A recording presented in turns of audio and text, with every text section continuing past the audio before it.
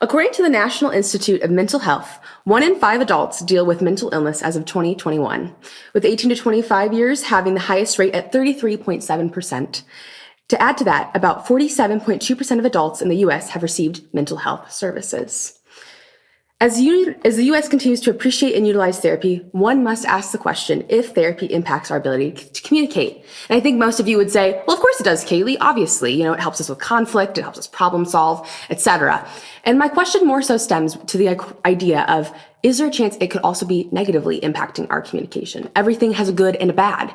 So my question that I've begun to develop is, could therapy potentially be causing people to become almost too inwardly focused? Does there hit a point where after thinking so much about ourselves that we become centered around ourselves? Because at the end of the day, whether we want to admit it or not, everything good can eventually turn sour. It's just a matter of when.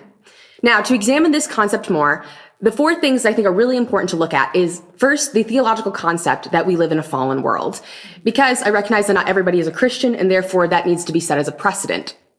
Second, it's really, really important to look at the loneliness epidemic that is currently crippling our culture due to our hyper-individualistic nature. Finally, third, it's also really important to look at the goal of therapy is understanding yourself. And then lastly, we need to look at gentle parenting and how that actually is a really good indicator of what therapy would look like long term.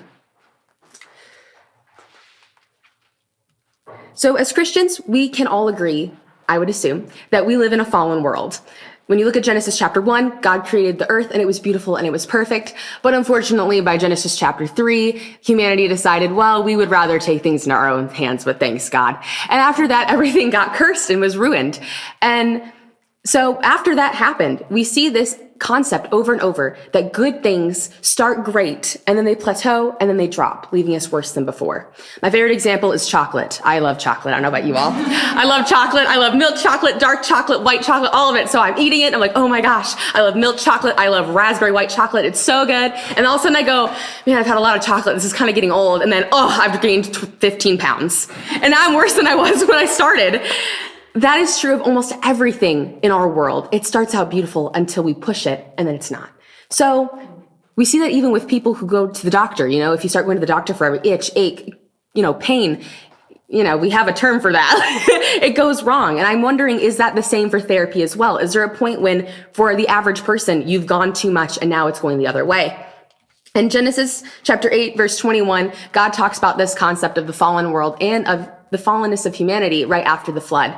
He says in Genesis chapter 8, verse 21, the version I chose was English Standard Version. He says, I will never again curse the ground because of man, for the intentions of man's heart is evil from his youth. Neither will I ever again strike down every living creature as I have done. So this verse creates 2 assumptions that we can keep for the rest of this speech. One is that the earth is fallen, and second, that humanity at its core is evil. And what that means is that unfortunately, whether we want to admit it or not, everything that we do does need to be looked at from a more balanced angle. We can't assume that everything we do is right and good at every turn.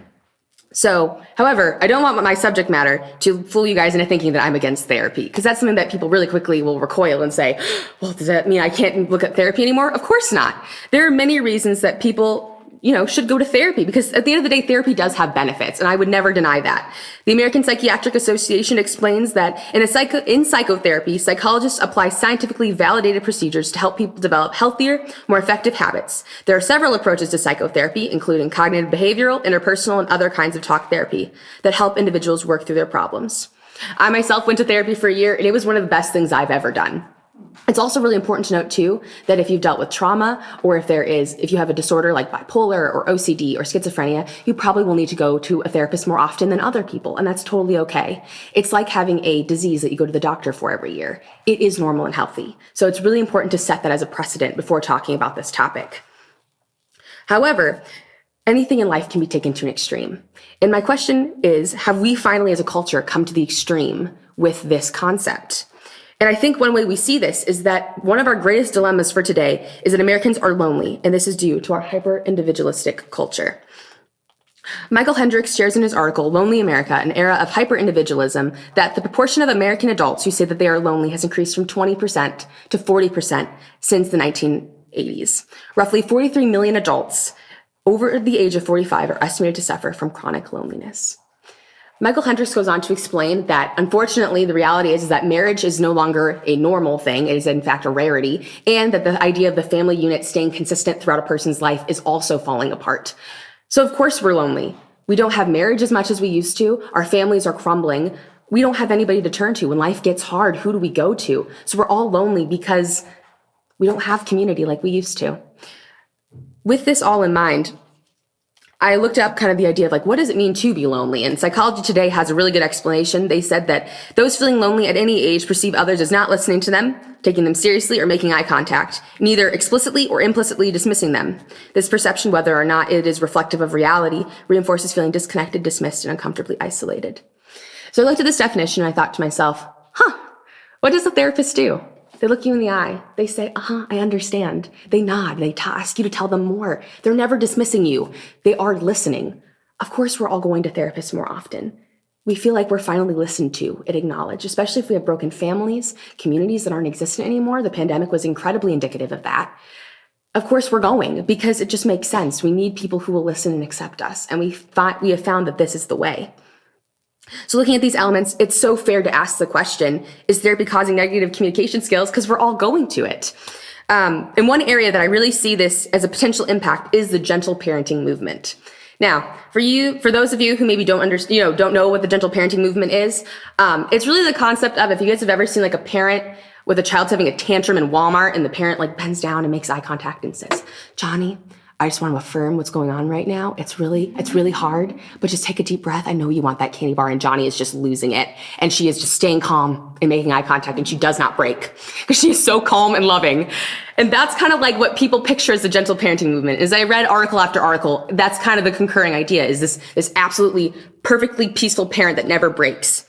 And unfortunately, just as many articles as there are that say that this is a great thing and we should do it and that this is so important, unfortunately, there are just as many articles of parents who are exasperated and frustrated and personally feeling like, what's wrong with me, because their child is still out of control.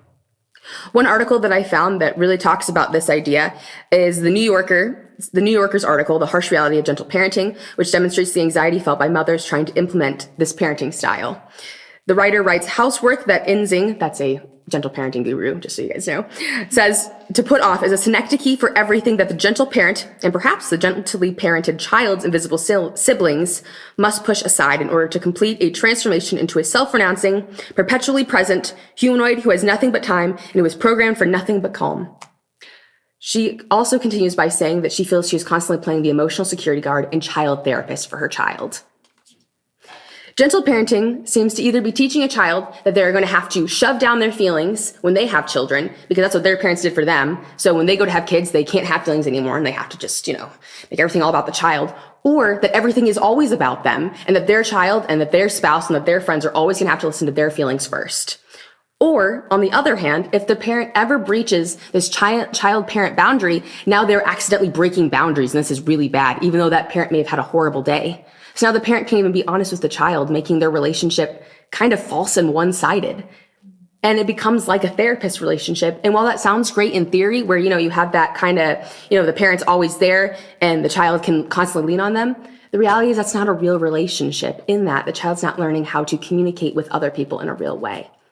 This is not to say in any way that gentle parenting is always wrong, and there are some children who probably do need it, but I think that the majority, it's teaching them that unfortunately conflict is not going to happen and that their feelings are always going to be okay.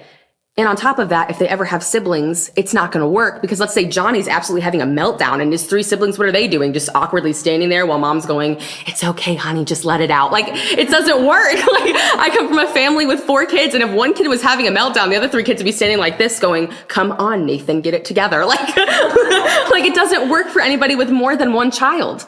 And to add on to that, as Christians, Jeremiah 17:9 says, the heart is deceitful above all things, who can know it? So as Christians, should we even be espousing this movement? Because if we believe the heart is deceitful above all things, should we be teaching children that they should always be listening to their heart all the time and acting out of that? Because it's not really biblical when we look at it. So, from a Christian perspective, we understand that everything can turn sour and that we need to keep everything in check. This is not to say that therapy doesn't have its uses and benefits, but my hope is always to bring out a new angle and to hopefully balance the pendulum. We were once this way where we didn't talk about mental health because that was too much, but I also don't want us to go the other way where we talk about it all the time and it's who we are. My hope is a balance where we discuss it when it's necessary, but we lean on each other more than anyone else, and hopefully on Christ more than our communities. Looking at the loneliness epidemic that has swept our nation, it makes sense that we rely on therapy so much. We need people in our lives, and for some, a therapist may fill that void of loneliness. When we look at the gentle parenting movement, we can see what happens in the family dynamic when the parents attempt to play therapist. It leaves children self-oriented and parents burned out on just one child. I believe that the potential negative effects of therapy on communication is worth doing further studies on, and a long-term study of therapy usage for more than 1 year and how it impacts our ability to communicate with others. I hope to see some research done over a few years to see how people's communities fare, if they're close to other people, how their relationships are flourishing or not. And the goal of it is simply to continually bring balance to our society.